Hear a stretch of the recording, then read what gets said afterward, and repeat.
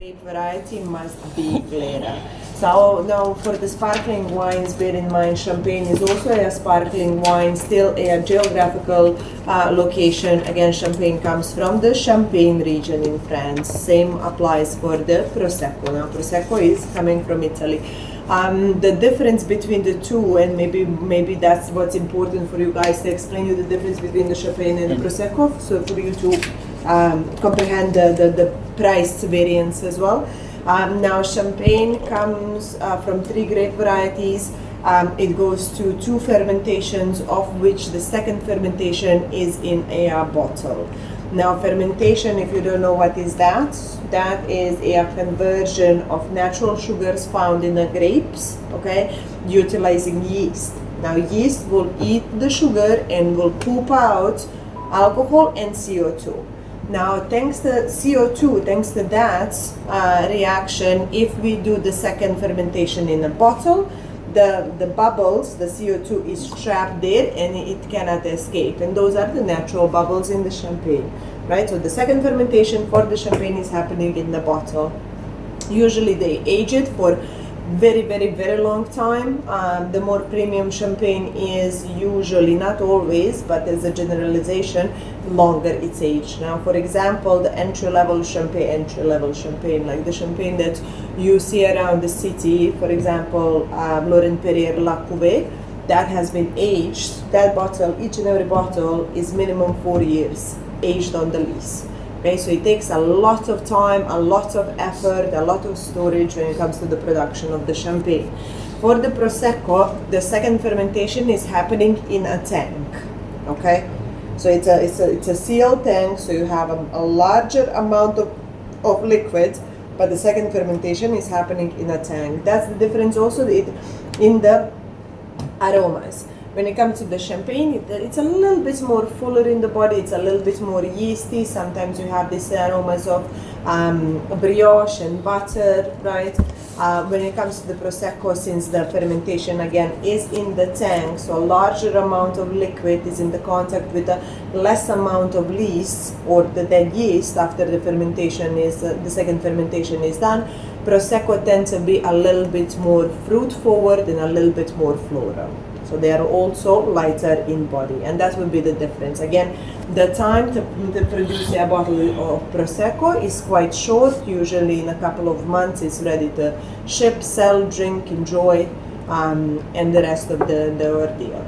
So, Yes? madam, this Prosecco, like minimum aging for the Prosecco is like... There is no aging for the so Prosecco. it's like a... As soon as the second fermentation is done, 99% of the Prosecco will go into the bottles and sell it. There is no aging for the Prosecco. Yeah. Now, when we say there is no aging, I don't want to give you too much information. Usually, each and every single wine, when it's produced, there is a period of maturations? Not maturation, it's more of a stabilization period of the liquid. So even if a still wine is produced, what they will do usually, they would leave it for approximately 30 days on average in the tank or in a bottle, just for the liquid to calm down after the whole war that has been gone through, if that makes any sense. But that 1 month, in the wine business, they don't consider it aging. It's just the resting of the liquid. Yeah. Okay, let's taste it, right? For those who are the first time tasting the wine, first what we do, we smell it on the nose. We talk a little bit about the aromas. Once you take a sip, think about the body and the acidity. Now, body is the viscosity of the liquid, and this is how I want you to think. If you don't know what viscosity is, think of it like this. Water would be a light body liquid and milk is full. Okay, so it's not about the heaviness, it's about the viscosity of the liquids. Yes, so think about, is it more like water or is it more like milk? When it comes to the acidity, after you take a sip, try to inhale the air and measure how much saliva you are having on your palate. Okay, low saliva, low acid wine. A lot of saliva, like when you're eating a lemon, a lot of saliva, low acid wine. Doesn't that make sense? You ready? Yeah. Madam, Okay. more saliva madam, She's- means more in acidity. More acidity, yes. Let's do it. Yes. Any aromas? Let you guys know. Now is the time to be wrong. Don't be shy.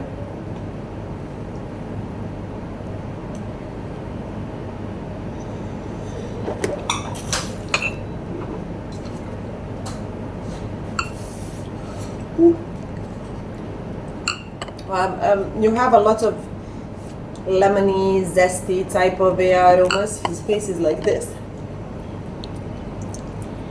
This is like the prosecco. A lot of lemony, zesty aromas, a little bit of apple and pear, and it has a hint of white flowers as well. Like I've said, prosecco is always gonna go on this easy, light, fruity, floral This aromas. look like fruity. Yeah, it is. It is. It is. But- Don't confuse the fruitiness of the wine with the sugar levels. Okay, this is considered to be dry, so it doesn't have sugar inside. When it comes to the body, it's quite light body. It's more like watery type of a texture. So this is going to be considered to be a light body. Again, I have a lot of saliva. Light body, high acidity wine, sparkling wine.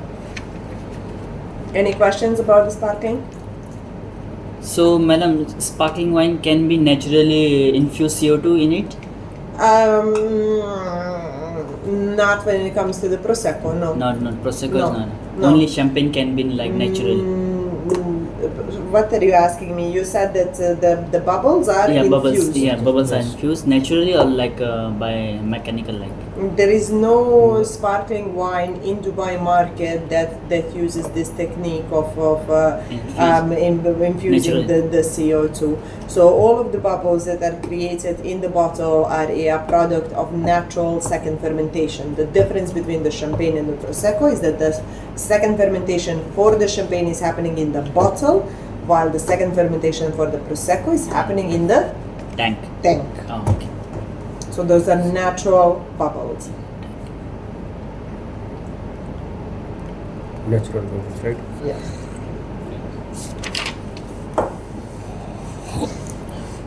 Anything else? We move on?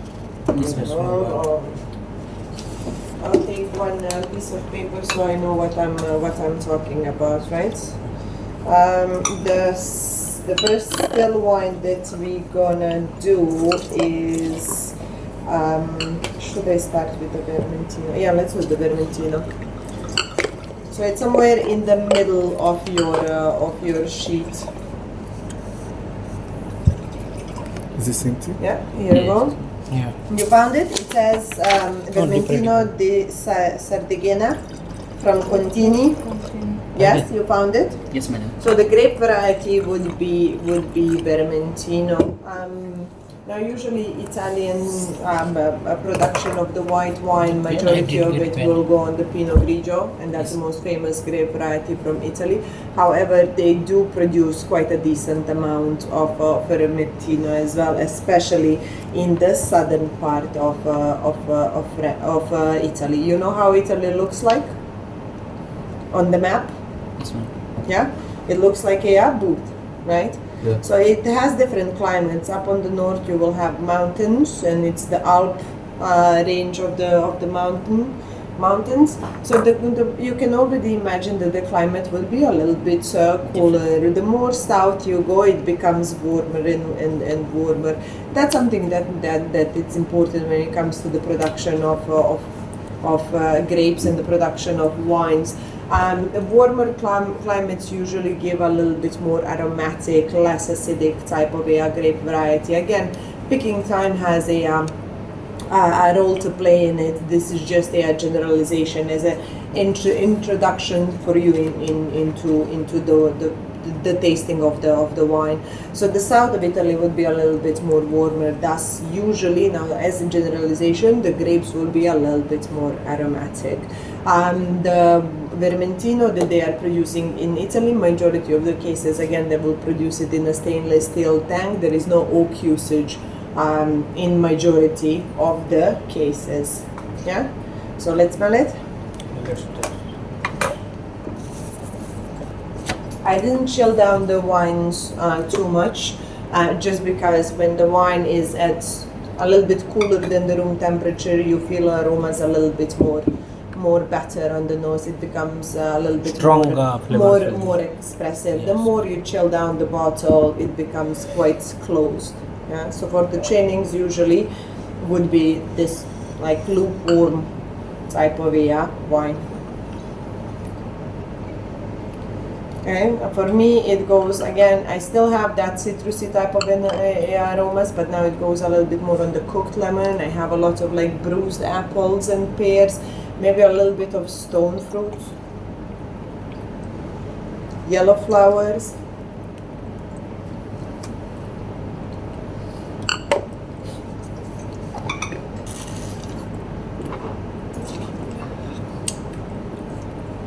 Now, this is something that's going to be considered to be light and medium body, and the acidity is not that high. Because the acidity is not that high, the body can be perceived as a little bit fuller. That's why I'm saying light to a medium with maybe a medium acidity. If you have somebody of your guest and you're doing with this wine by the glass, this is a perfect option for the people that like low acid wines. Again, when you are selling the wine, now in this environment, it's perfectly fine to speak about the body and the acidity and the sugar levels. But once you're selling wine on the table, try to avoid the words like acidity. People generally tend to be scared of it. Good synonym for it would be crisp or refreshing. Now, because this wine is lower in acidity, it won't be as crisp or refreshing as the rest of them, and I'll show you that in a second. But for your understanding, just for you to know, this is something that's considered to be a medium acidity. Like I've said, the saliva in the mouth is quite moderate. Any questions? So, madam, grape variety for this in this wine? Vermentino. Vermentino is the grape. Vermentino is the grape variety. Okay. Vermentino as well has a little bit of bitterness to itself. So if you please go ahead and take one more sip. Now it's going to be quite different than the rest of them. At the back of the palate there will be a little bit bitter aromas. Don't be afraid of it. Again, this is for your knowledge and your understanding. This is not something to be explained to the customer.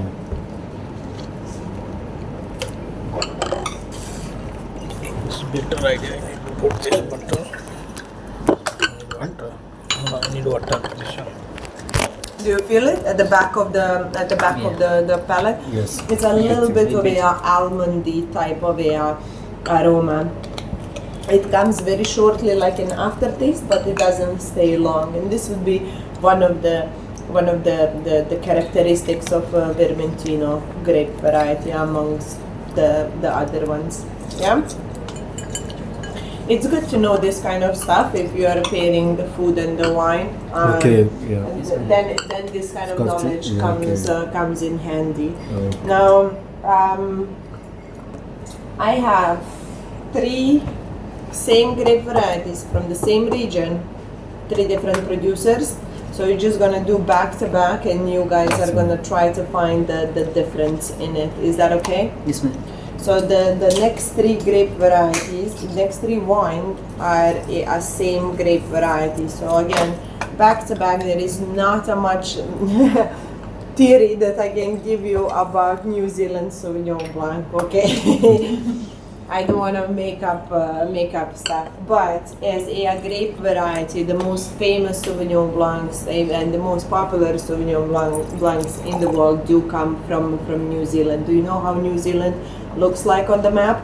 It's the 2 islands that are facing each other, right? You have the North Island and the southern part, the southern island. Now bear with me. The Marlborough region in New Zealand is located in the northern part of a southern island, so it's right there. They are like this. Marlborough is on the northern part of the southern island. Yeah. Again, the most famous region when it comes to a Sauvignon Blanc. But as a producing country, they do produce a very vast majority of the popular grape varieties. So you have the production of the Chardonnay, you do have the Pinot Noir, Sauvignon Blanc. In the Northern Ireland, they do produce even Riesling and Gewürztraminer. A good Shiraz is also located. You can find some of it in Hawke's Bay. Cabernet Sauvignon, like when it comes to the production, they are very diverse. But Sauvignon Blanc is something that they are most famous for. Three producers we are tasting today. You will have the Matua, Mudhouse, and the Dusky Sounds. Now, when it comes to a New Zealand Sauvignon Blanc, there are two different styles that are predominant, okay? Again, whatever I'm saying here is just a generalization and introduction into the wine. I'm trying to make it as simple as possible so you guys can go back and speak with your customers as well about it, right? So Sauvignon Blanc, usually you will find two different styles from the New Zealand. The first style will be a overripe tropical fruit type of flavors. You can usually, it's characterized by a gooseberry type of flavor. Do you know what a gooseberry is? Yes, ma'am. Yeah. So gooseberry is something that can be found, a little bit of mango, tropical fruit flavors, papaya sometimes.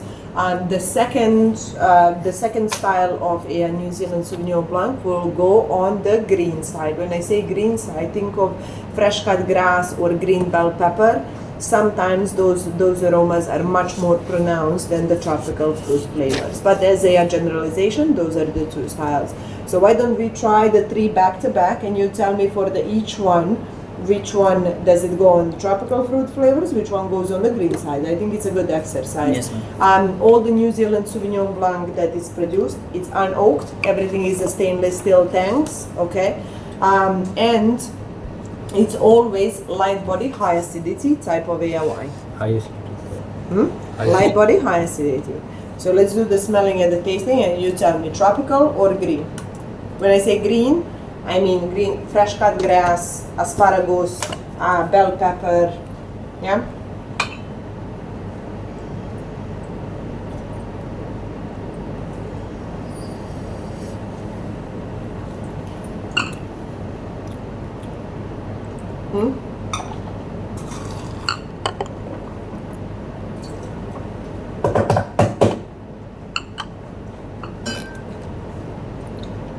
Can we use the second glass that you guys have, and in the second glass pour the Mudhouse? Just try to remember which one is which one, huh?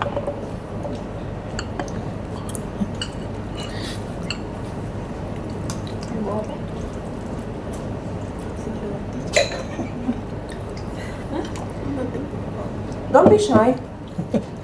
Taste, you are off today. Who's up? Taste or drink? Oh, Drink. you're off. Okay, sorry. Take little more. No? So what do you guys think? What do we smell? For me, it tastes asparagus. Asparagus. Okay. How about for you? This one leaves very different, like Little bitterness. Bitterness This and is maybe lemon, gross. lemon also. like backside is hitting like is hitting the palate. It's hitting the palate. Yeah. All of the wines are hitting the palate. You need to explain to me what are you referring to? Like citrus, like lemon, like Lemony, yes, Yeah. definitely is. Now, the majority of the white wines will have some sort of a citrus. Will it be lemon, lime? Will it be a little bit of grapefruit sometimes? You can even go even further into the matter and say lemon skin, lemon zest, lemon jam, cooked lemon, dried lemon, blah blah blah, lemon. It's always something, right? But yes, you are absolutely right. I do feel a little bit of the greeniness, the asparagus, but I also do feel a lot of tropical fruit flavors. It does smell a little bit like gooseberry and a little bit of the stone fruits, the peach and apricot, especially the overripe peach and apricot. But it has a tint of the green stuff. So this one would be a mix between the tropical and the green aromas. Let's do the Mudhouse. How about the Mudhouse? You have the two side by side, go in both of the glasses. it is this. This one. This one good. Mm. Better this one. Better. Better means what? Which flavor you got? Flavor. This one is too bitterness. This is dry. This is dry. Bitter is dry. Bitter doesn't mean dry. Yeah. What dry actually means, it means that it has zero sugar inside. Exactly. Yeah. So the wines that we are tasting today, they're all dry, okay? Now bitterness has nothing to do with the dryness, okay? Dryness has everything to do with the sugar level. And when we say the wine is dry, it means that it has zero sugar. So what do you think about the mud house? Is it the same or different? Different. Different. Of course. So how different. is it different? Like flavor also. Flavor also? Flavor different, taste wise also this is better than that. So I see Matua is a little bit more, sorry guys, a little bit more aromatic, a little bit more expressive. It actually jumps out of the glass, while the mud house is maybe a little bit shy compared to Matua. I find that Matua goes more on the tropical fruit flavors. Like the green notes are not that present. So you will have again your stone fruits, your peach and apricot, a little bit of citrusy, and a little bit of tropical fruit flavors. But if I'm being very honest, not a lot of green notes. There is one more left to be tasted, and that is the dusky sound. So if you can empty one of the glasses and we can pour. Again, all three of them, I believe all three of them to be the same vintage as well, 2022. There isn't much again.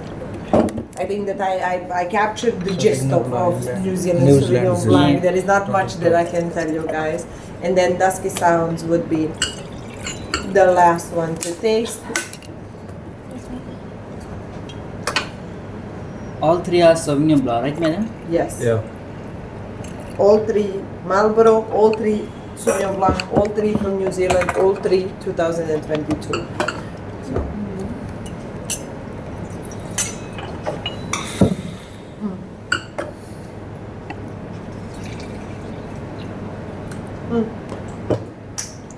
I usually dance when I like a wine. I do a little bit of dance as an approval. Last but not least, Dusky Sounds. Dusky Sounds for me is completely green. So here you have the fresh cut grass, here you have the bell pepper, you have the asparagus, you have all of those green aromas just jumping right out. Like I said, all three light body, high acidity. Now this is a good thing. So we have now a Vermentino where when your customer says, oh, he didn't like it. That was the face. Yeah. Anyway, so when your customer says, oh, I don't like acidic wines, I don't want the acidity in the wines, you go for the Vermentino. If they say that they want a fruity wine, your first and safe option should always be a New Zealand Sauvignon Blanc. Doesn't matter which one, right? If it's by the glass, whatever you're doing by the glass, but now you know the difference between the three, so you can sell it by the bottle as well. So Sauvignon Blanc, fruity, aromatic, two distinguished styles. Does that make any sense? Yes, madam. Yes. Okay. Any questions so far? So most of the Sauvignon Blanc are fruity. Yes, aromatic, fruity. Yes. Okay.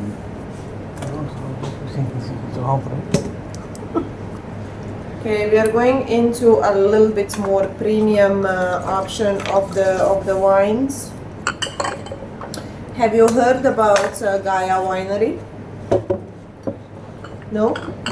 Gaia is one of the most famous Italian producers. A majority of their wine production is located in a center and north part of Italy. If I'm not mistaken, they have either 4 or 5 different wineries, and they are still expanding. Like globally, it's very very well famous, well distributed, and the end customers will definitely know about Gaia. Now this one is Vista Mare. It's coming from Tuscany. You know where is Tuscany? Thank you. Tuscany. Tuscany is one of the most famous regions in Italy. It's located somewhere, how can I explain this? Somewhere in the central part of the Italy, central west, if I am being BC correct, central west part of the Italy. Okay, again, one of the most famous regions of Italy. Italy This is- wine would be a blend. That's good. So you have 3 grape varieties: Vermentino, that we already know from the previous wine, and then the 2 new ones for today, that would be Viognier and Fiano. All are Yes. 2020. Now this wine, again, as you if you take a look at the cost price, it's a little bit more pricey, but you shouldn't be afraid of suggesting it to your customers. Like I've said, Gaia is very well known winery, and it is the quality wines that they are producing. Okay, this one is a little bit different. Again, I do have that citrusy apple pear type of aromas. I do have a lot of white flowers.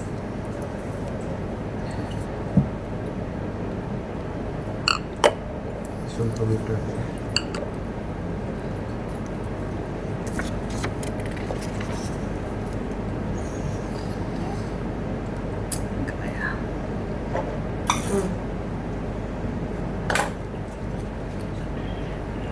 Palate is light and medium. Okay, it has a little bit of viscosity going on into the wine, and the acidity is high. Yeah. Again, a lot of overripe, bruised yellow apples on the palate as well. Nalla. I'm not sure does it go through any of the oak or It's not lease in the list. aging. I wouldn't imagine it so, but I think that Viognier, what it gives a little bit of that oily texture that can be perceived like butteriness. Again, it's like an apple jam that my mom used to make. Not the jam, yeah, compote. Sorry, compote, not the jam. But again, do you guys have any questions? No? So it's from Tuscany, Tuscany, central yes. region of Italy, Yes, it's located in the central part of and Italy. Gaia is the best distillery among the best distillery in Italy. It's not a distillery, so Yeah. distillation and fermentations are two Both. different things. Okay, you distill a spirit, but you ferment the wine. the wine. So it's a winery. Wine, Yeah. okay. They are fermenting the grapes. And again, the fermentation is done by yeast eating the natural sugars of the grape, converting it So no added extra sugar. into yeast. It's sugar, converts it to CO2 and alcohol.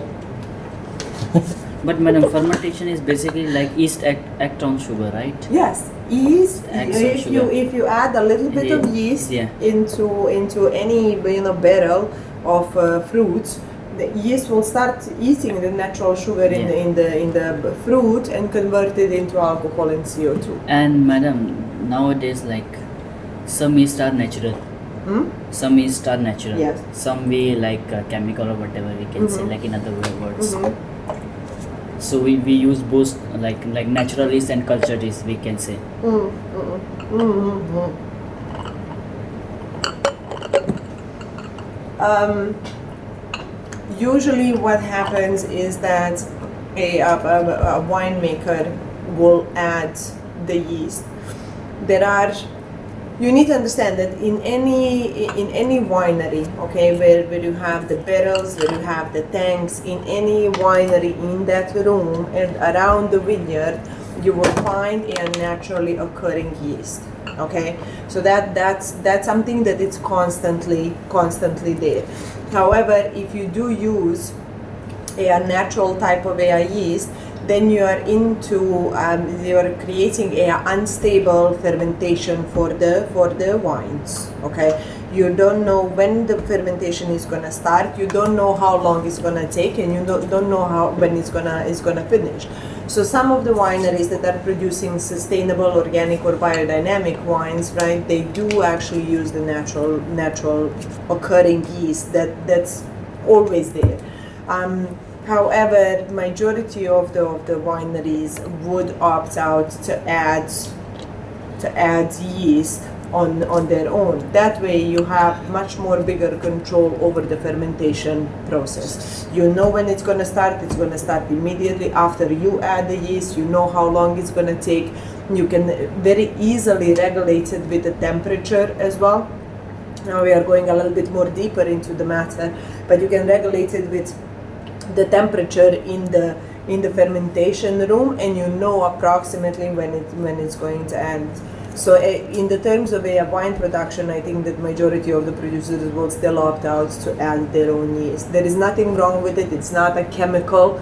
It's nothing dangerous. It's just easier. Hope that answers your question. It does? It does. Hope so. Any other questions, guys? No? You know everything already, right?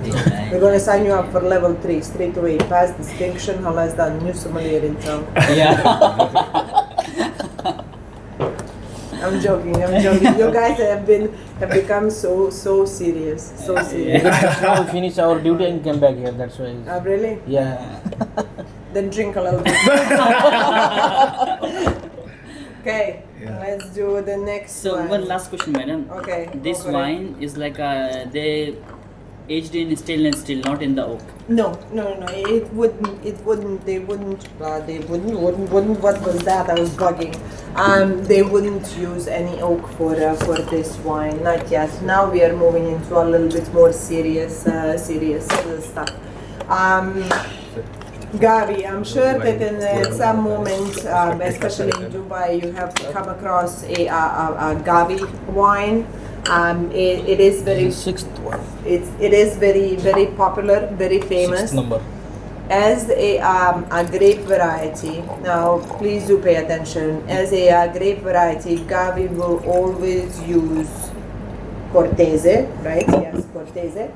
Grape variety, and they don't have to write down Cortese on a bottle, okay? As long as it's written Gavi, it needs to be 100% Cortese, okay?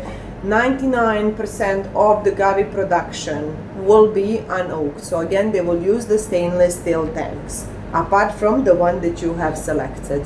So Monterotondo is actually oaked aged Cortese, not for a long period of time, couple of months at best, but it has a little bit of a structure from the oak.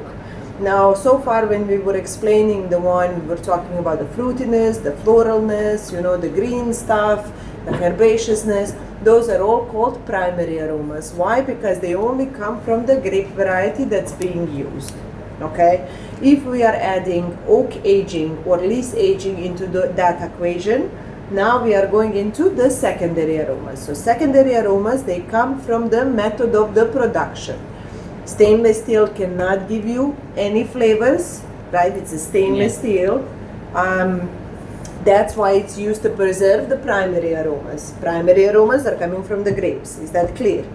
Secondary aromas, they are coming from the method of the production. So oak aging, lees aging on lees, malolactic fermentation would be some of the methods that the winemaker can choose to use to alter the wine. And then at the very end, and something that we will not taste today, those will be the tertiary aromas. Now the tertiary aromas, they develop in a bottle. If the bottle is aging for, let's say, 5 years, tertiary aromas, this is for the red wine, okay, 3 years for the red wine, a little way less for the white. But tertiary aromas will start to develop in a bottle. And tertiary aromas are usually stuff like dried fruits, okay, walnuts, mushrooms, leather. Those are the type of the tertiary aromas that can expect. Now going back to what we need to understand this wine, the secondary aromas, I want you to remember this. The oak will give you the sweet spices. So oak, depending on which oak they use, it will give you spices like vanilla, cardamom. In the white wine, it's vanilla or coconut.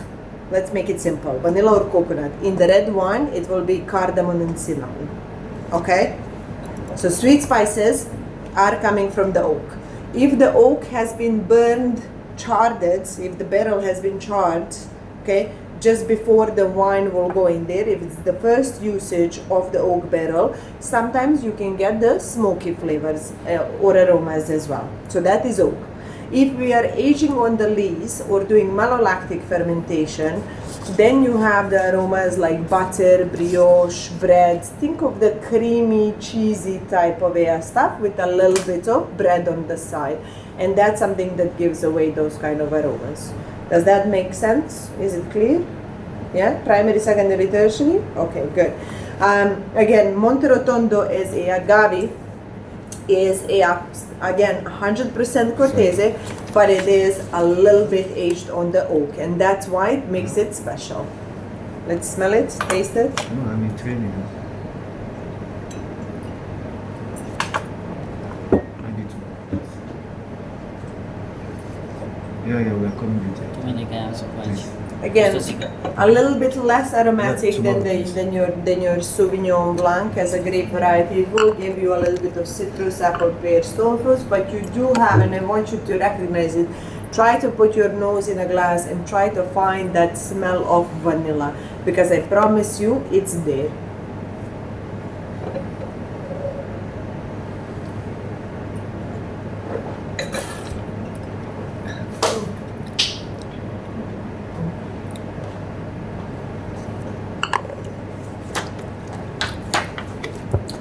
Whenever you use oak aging, okay, you would add a little bit of a layer of viscosity. So this wine will no longer be light body, but it will be medium body, okay? This is a medium body white wine with still high acidity.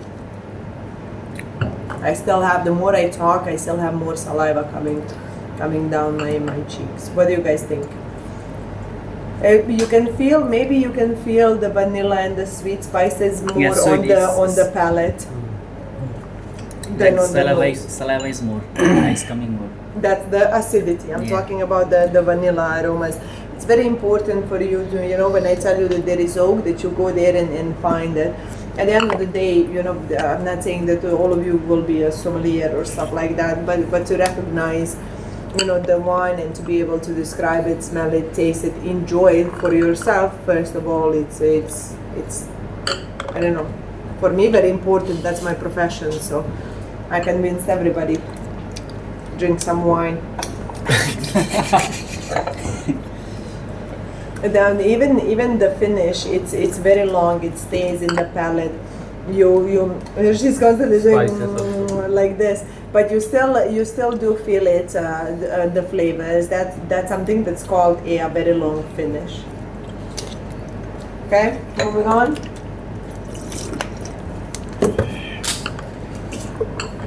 Not a lot is left. So we are moving on now to a Chardonnay grape variety.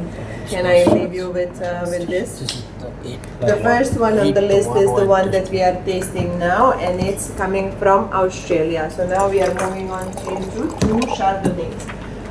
When it comes to Chardonnay grape variety, you remember how for the Italy I told you the north is cold and you have the moderate and the south is warm, right?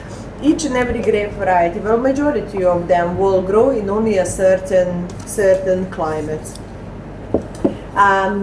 Contrary to that, Chardonnay can grow anywhere and everywhere. Okay, if it's a wine belt, you know about the wine belt, guys? wine No. belt. Wine belt. So, if we are talking about the world, right? So this would be 30 to 50, and this would be 30 to 50. Now you have the US here, and then you have the Europe with Italy running around there. This is the Italy, and this is the France, and the Germany. I'll explain you this. And then the rest of the world, blah, blah, blah, blah. And then here you have the New Zealand, right? Those are the two islands. And then you have the Australia. You have the bits and pieces of the Africa. Now my drawing is not very good, okay? But imagine this is the world, yes? And this is something that's called equator, that's the 0 degrees Yes, ma'am. line. You all know that from geography. Now the wine as a plant grows only in the wine belt. and that goes from 30 to 50 degrees latitude on the both north and the south side of the equator. Okay, so only in this line you will find the wine. So this, for example, will be your Canada and US. Okay, here will be your Europe with Italy, France, Germany, and the rest. New Zealand is right there. Okay, then you have the Australia. This is Africa, and then here you will have in this region right here. You have the two countries like this that are very long and narrow. This is Chile and Argentina. Okay, so the wine will grow only in that wine belt. Now, why I started to explain you this is because the more closer you go to this point, to this line, okay, the hotter it goes. So if we start here to be very cold, okay, this is the minus Celsius degrees, this is plus, and this is again minus. Does that make sense? If you start from here and you're going into the 50s degrees latitude, this area will be very cold, and that's the cold area. The more down that you go, you're moving from cold, moderate to warm climate. Same applies for the south part. Now again, you're starting from the minus down, you're coming into the relatively cooler climates and moving up to the warm ones. Now, the grape varieties that we tasted so far, white ones, majority of them will grow into cool to moderate climate. Okay, so cool to moderate up till the middle here, cool to moderate up till the middle here. Chardonnay grows everywhere. Doesn't care about the climate. Now, because it grows everywhere, right? If you plant the Chardonnay in a cooler climate, it will give you the aromas of citrus and the apples. If you are growing it in the moderate climate, it will give you aromas of the stone fruits like peach and apricot. And if you are growing it in the warm climate, it can give you aromas of the tropical fruit flavors. Some people find this funny, I don't. But in Chile, there is a producer that produces a Chardonnay grape variety that actually smells like a banana. So, I don't know why it's that funny, but it does smell like a banana. So it can go really on the tropical fruit flavors if it grows in a warmer climate. And that's why Chardonnay is widely planted, first of all, and it's the best grape variety if you're planning to use an oak. It absorbs the aromas of the oak the best. Yeah. So moving on, our Chardonnay, this would be our entry level. It's coming from South Australia, and the producer is Bunrock Station, and the vintage is 2022. Now here you will definitely find oak and malolactic fermentation. So think about the sweet spices, the butter, brioche. You can find all of those aromas there. And body of this wine, madam?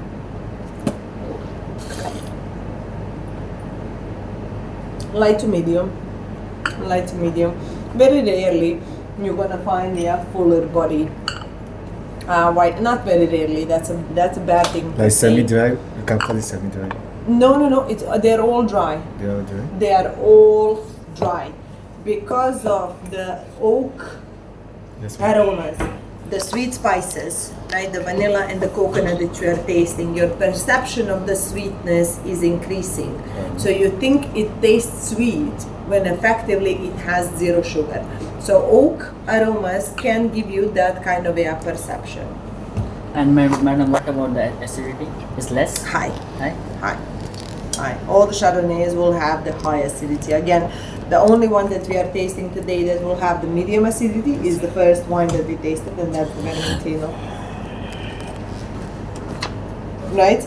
So if a customer comes in and they don't know much about wine, and they come to you and they say, hey, I would like something on the sweeter side, you can definitely recommend this one, explaining them that the aromas do taste a little bit sweeter, but the wine is completely zero sugar. Yes? Okay. Zero sugar. For the Chardonnay. All of the white and red wines that we are tasting today, all of them are having zero sugar. Zero sugar. The perception of the aromas is where you start to get confused. Now, because of the usage of oak, and this one, it smells and tastes a lot like vanilla and coconut because of the usage of the oak. You think that it's sweet, but effectively it's not. Does that make sense? And that's Yeah. Okay. Okay. Moving on. We are going now to oh my God. We are going now to France. We are going to Burgundy as a region for This the is Chardonnay. Burgundy Chardonnay, the Um, grapes. As a region for the Chardonnay. This is France. world famous France one, region. Okay, Burgundy Chardonnay. Here the producer is Louis Latour. What can I tell you about them? They own their own vineyards. Some of the grapes they are buying, but overall they are owning majority of the top Grand Cru sites. Burgundy Chardonnay would be it goes a little bit through the oak aging. But I want you to smell it and taste it straight after this one because it's going to be a little bit more mellow, a little bit better integrated, and you will have actually a little bit of the fruit aromas coming through as well. When we tasted the last one, it was like the punch of an oak in your nose. This one is a little bit more balanced, okay? Has a little bit of fruitiness, but then you feel oak usage as well.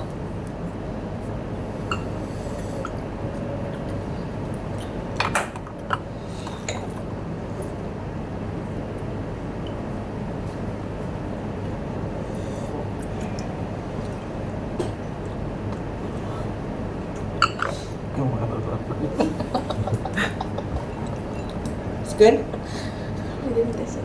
You didn't taste it yet? This one good. And that, no, actually there is one more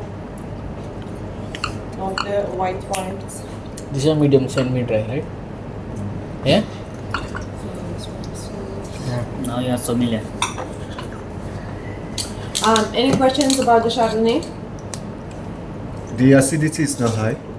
A medium to high, medium to high. I told you that. Now again, it's so good to taste the wines when the temperature is a little bit warmer, definitely because of the aromas. But then the perception of the acidity goes a little bit down as well. I would Okay. still say this is a medium to high acidity wine. Okay. Any other questions? But then, for the Chardonnay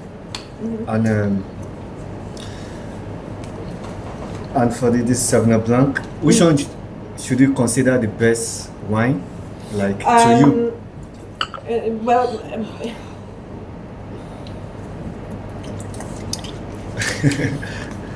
I'm sorry, madam. they are. Where are you from actually? I'm from Serbia. Happy. Yeah. It depends on what is it that you are looking for in a wine. Personally, I like the both grape varieties, and I do appreciate them as well, just because Sauvignon Blanc is so diverse, right? That sometimes I do get surprised of the aromas that it can give, but then I also respect the Chardonnay as the master of them all, right? Because it grows everywhere. It grows everywhere, and it's the best grape variety if you're gonna use oak. It absorbs those aromas very very well. So it offers you a little bit more of a diversity of what is it that you can produce. But I wouldn't call one better or the other. Me personally, I like them both. You know, I don't discriminate. Yeah, no, That is smart answer, madam. But no, because some guys may Yeah, also exactly, ask you, exactly. like, Yes, yes. which one do you Yeah. prefer That, more? that's why I try to. I'm sorry.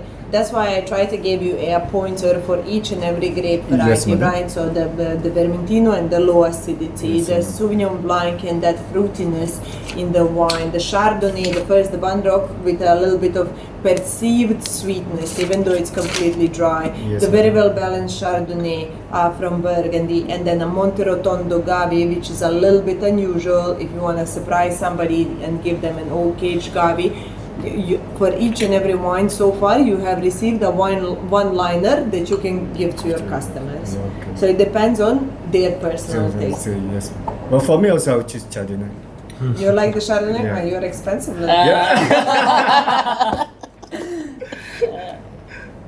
Thank you. No worries, no worries. Let's do the last white of today, and then we only have two red wines to finish. You're going So on. this is the You people are last going one on white Yeah, wine. we are This is still the going last duty. wine here, white can wine. sleep. Then we'll go for next red wine. The last white grape South Africa, variety vegan. is. Oh, this is vegan, huh? Yeah, I've followed. Is Lumba, a- yeah. We have us. Yeah, this is vegan. Hey. Yes. My It bad, sorry, is. No worries, no worries. It's a Riesling from Yalumba, so it comes from Australia. Now, Riesling is also one of those diverse grape varieties, but it's diverse in the terms of it's the grape variety that can also be used to produce sweet wines. Okay, just because Riesling has a very, very, very high acidity, it is used to produce a sweet wine as well. This one, I'm not sure.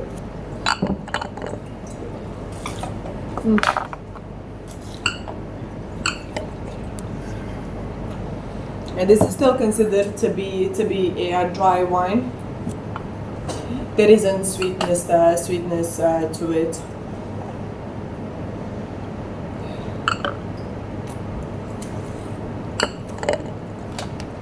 Again, very young, 2022. I do have some like a green note again going through it, but very very subtle. It's no longer a fresh cut grass. It's more like a herbaceousness to it, maybe a little bit of chamomile or elderflower.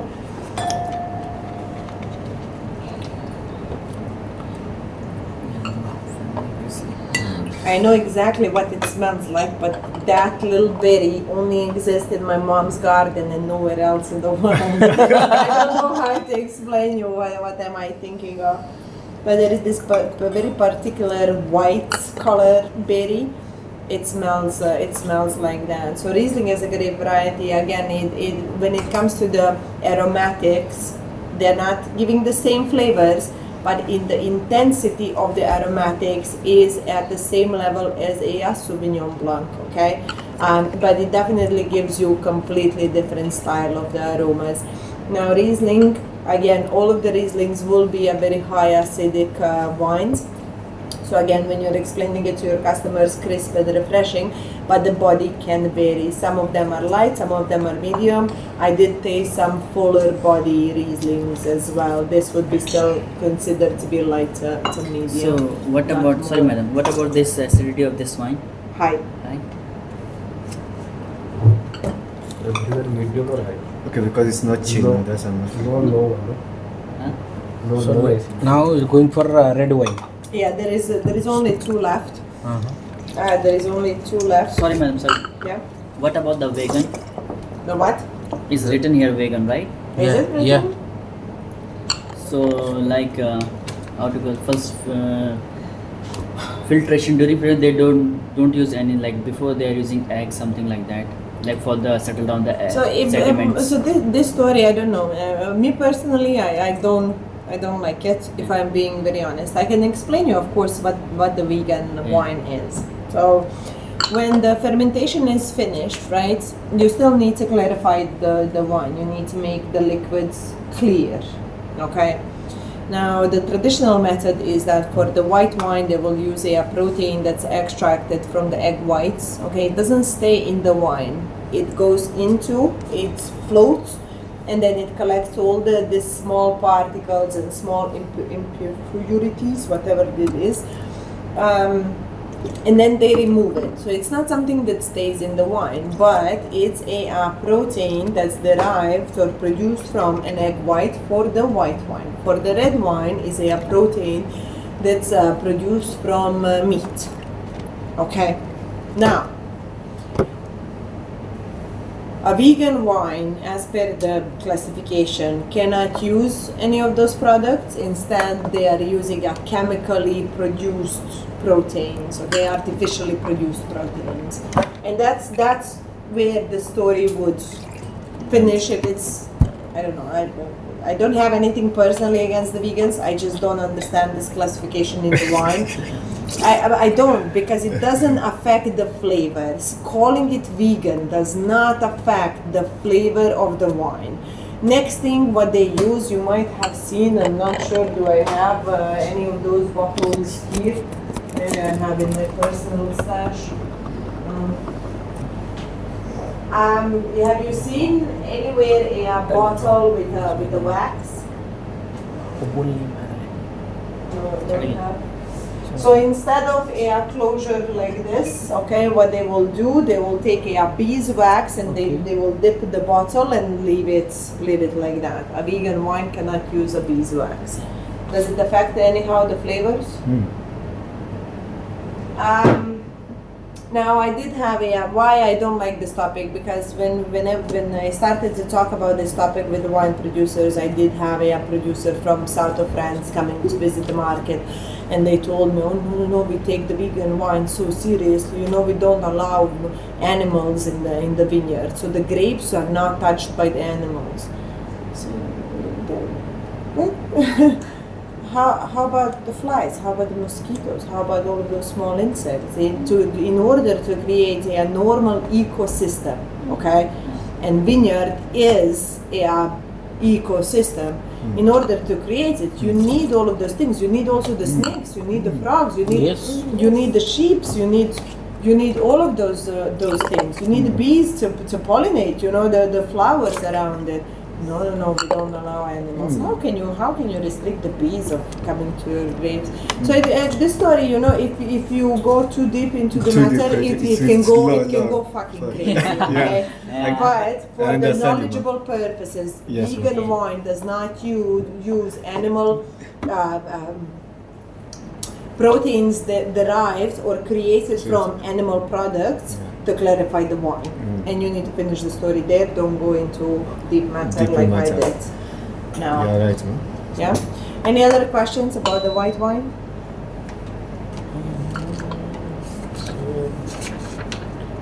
All good? All good. All good. Let's move on to the Red wine. only two, and it's a good opposite of the two wines. The first wine is a Pinot Noir. Now, when we are talking about the body, I always like to start my tasting with the Pinot Noir, Maybe French. because it's not French. Because the Pinot Noir as a grape variety will always give you the lightest body, high acidity, and a low tannin. Now, tannin is something new in the structure that we are introducing. But it's again the body and the perception of the perception of the body in the white and the red wines is a little bit different. So I like to show you and put this kind of a benchmark, calling it the Pinot Noir is the lightest body wine when it comes to the red wine production. This one is from New Zealand. Actually, it's not French. This is a New Zealand. Pinot Noir, and it comes actually from the same region as your Sauvignon Blanc. So this is a Marlborough region. Yeah. Pinot Noir, because it's a thin-skinned grape variety, grows in cool to moderate climates. You won't find it in a warm, and that's it. I don't know what else to tell you. Let's smell it and taste it.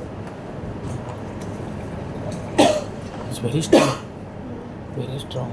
High in acidity, right, madam? Yes.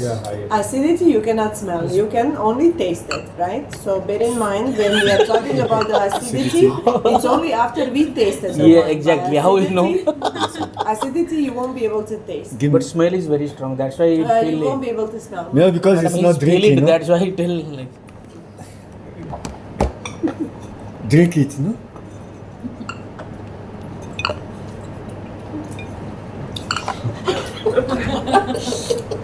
Again, it is when it comes to the body. Let's talk first about that. It's a little bit different than the red wine, the perception of the body. So this is why it's very important to start with Pinot Noir. Pinot Noir is always going to give you a light body red wine. That's first thing. The acidity, yes, on the palate is high, but the tannins are low. Do you know what the tannins are? Tannins are a sense of sensation of dryness in your cheek, tongue, and the gums. Okay. Now I do have just a little bit of a tingling sensation of dryness on my tongue, nothing more, and that's why this wine is very low in tannin. We're gonna try something else that has a little bit more harsher, and then you will understand it better.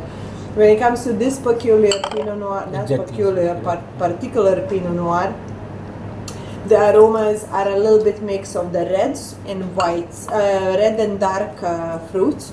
So you will have stuff like a red plum, a riper red plum, a little bit of a riper red berries, but you also will have a little bit of a cherry context to it.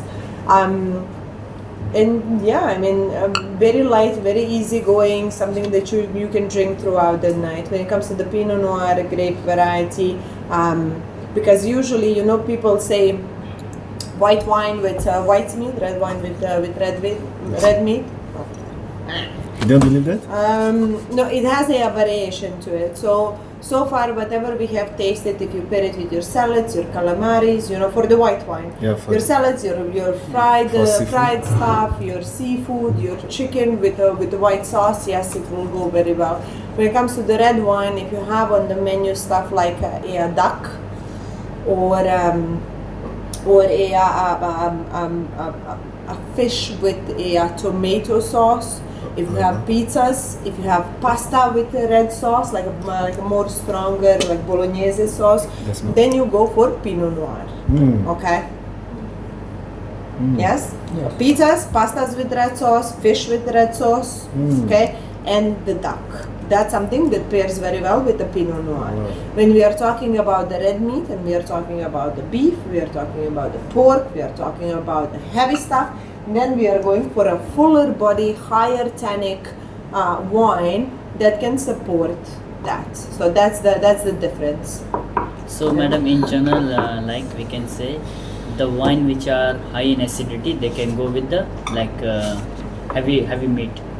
No, Red meat. no, it has nothing to do with the acidity. Okay.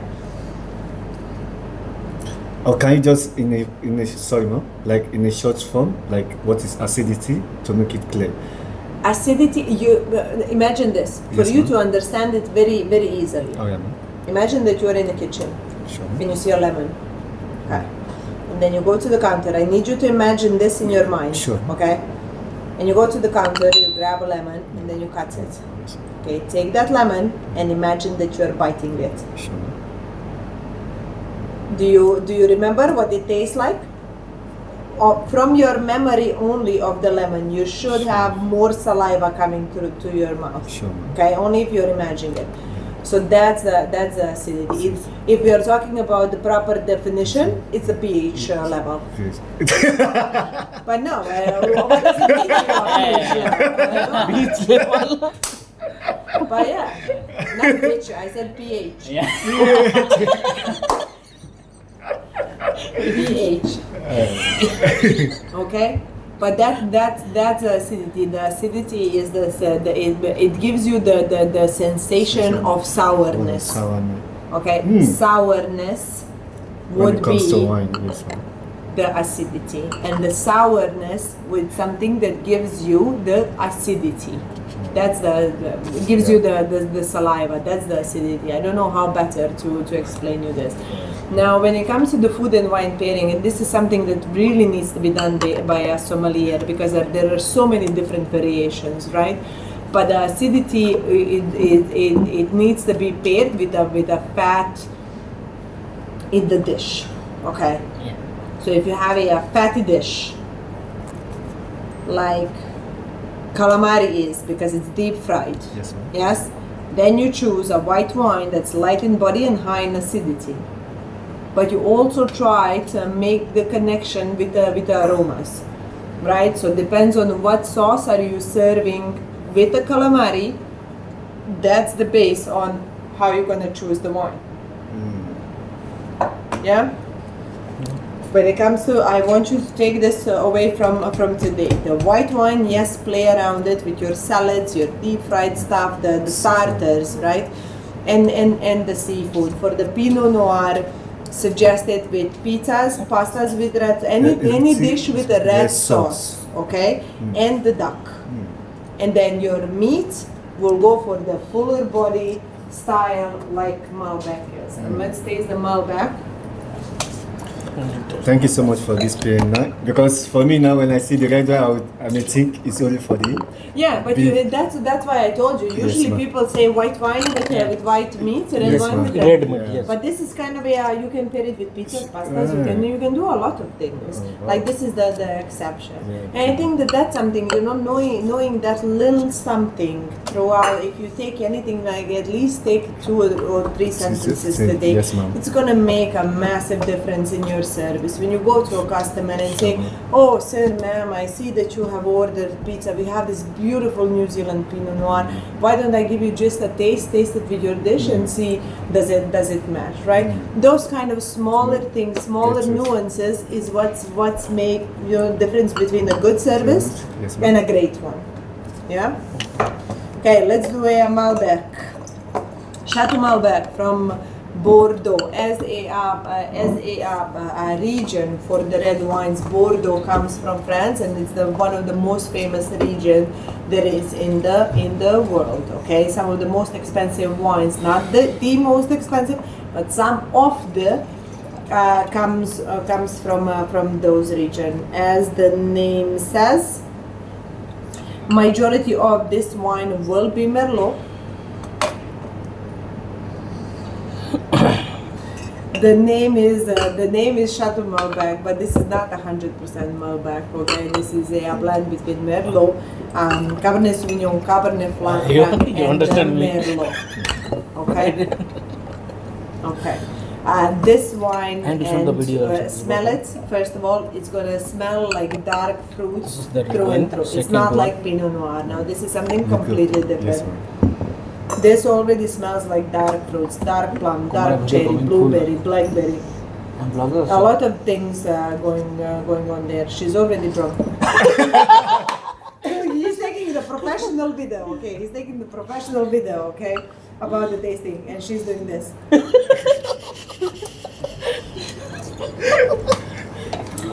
Anywho, Okay. darker style of the aroma, darker fruits on the nose. But once you taste it, and I hope that you have a little bit of Pinot Noir, taste them side by side and compare the body. This body will be full. The tannins will be. Let's see.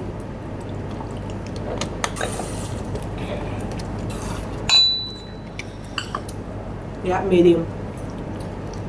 But this is a fuller style of the body, right?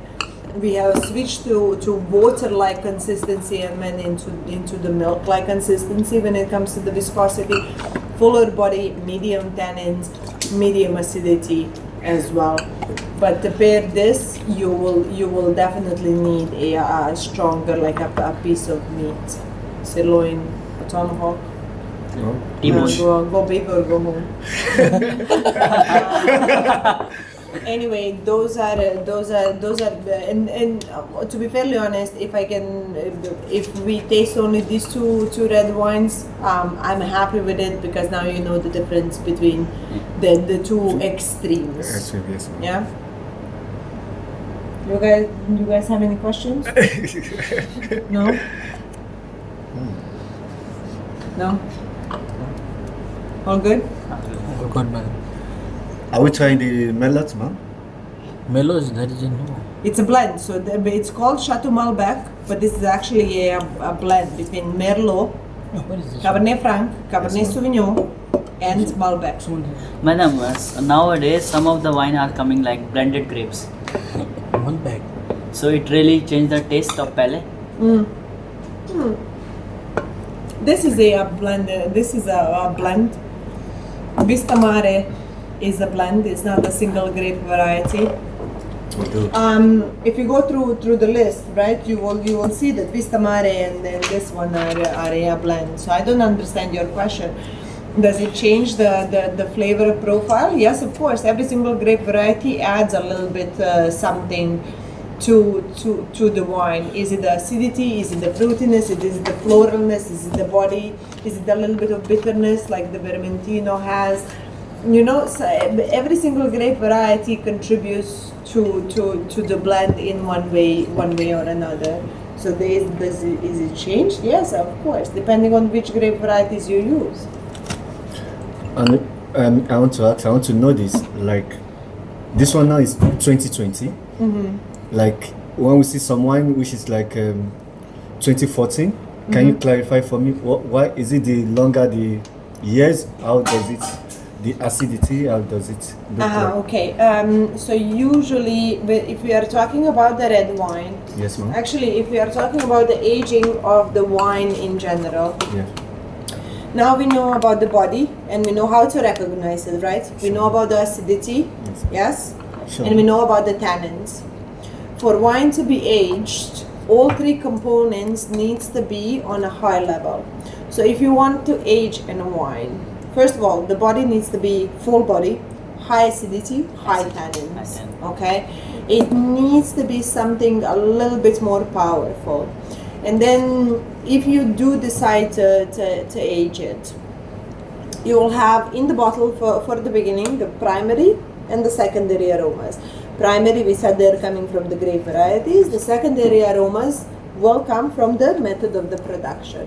Now, if you leave that wine for 5, 10, 15, 20 years, all of those primary and secondary aromas, they will over time interact with a little bit of oxygen that goes through every cork, okay, and they will evolve into something else. In the meantime, while this wine is producing and creating the tertiary aromas that I mentioned earlier, stuff like dried fruits, right, your nuts, the mushrooms, the leather, right, aromas, it will also decompose the body, the acidity, and the tannins. So think of it like this: if you are aging the wine for a long period of time, the body, the acidity, and tannins, after a very long period of time, they start to go down, okay, and then you create that way the tertiary aromas, right? Does that make sense? Yes. It also applies for the white wine, but what I have found is that majority of the white wine can age shorter period of time than the red wine. I still do know of the red wine that can age for 50 years and still be very pleasant to drink, while for the white wine is more in the brackets of 15 to 20. I wouldn't go much more higher than that if you are not a proper connoisseur of wines and you do appreciate those kind of the aromas. Does that answer your question? Perfectly. Okay. Finally got the answer. Okay, anything else, guys? No? Okay. Perfect. If you want to grab any bottle and take it with you, please feel free. Otherwise, I'm going to discard it. I do this at every single tasting. I just would suggest don't go into any troubles because it's going to come back to me and I'm going to be in Yes, troubles at the end. Yeah, But if you definitely. want to take a bottle or two, whoever is off, Take just away? enjoy it. Yeah, I don't mind it. I haven't taken. I will have I need to take this. I No, will you are have off, to no? ask you to put it Picture? in a bag, your bag, or I will provide you the bags. Don't carry the bottles Okay. like that. It's Alright. not allowed. Yeah. Sure. I hope that you stop recording when I said this. You recorded or no? Always still continue. Continue. Oh my God, still. You can stop it now. Yeah. Just one more thing I request, Yeah. madam. Just explain your name. Your You're gonna put me on Instagram? of course, You're gonna make me famous? of course. I'm a blogger, madam. Small, not big. Not big one. Madam, Yeah. 20,000 followers is guy. Please just explain your name and your like a. So my name is. First of all, very nice to meet you all, guys. I Yes, haven't ma'am. done that in the beginning because I was in a rush to get started. We all know for which reasons that we're not gonna mention now. But Oh, okay. my name is Selena. I come from Serbia. I'm in Dubai already for 8 years, and I used to be a sommelier for Dubai on trade.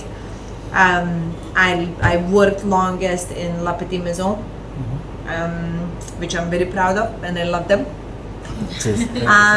But 2.5 years ago, I switched to African and Eastern, and now I'm account manager for wine and champagne for certain accounts in Dubai. Thank you for attending today's tasting. I hope that you grabbed at least a little bit of knowledge from today. And any other time that you would require this kind of thing, please do let me or Adam know, and we are more happy to host you here. Yeah. Thank you so much. Thank you so much, Thank madam. you so much, madam. Really Thank you. appreciate it. Lovely day. Thank you.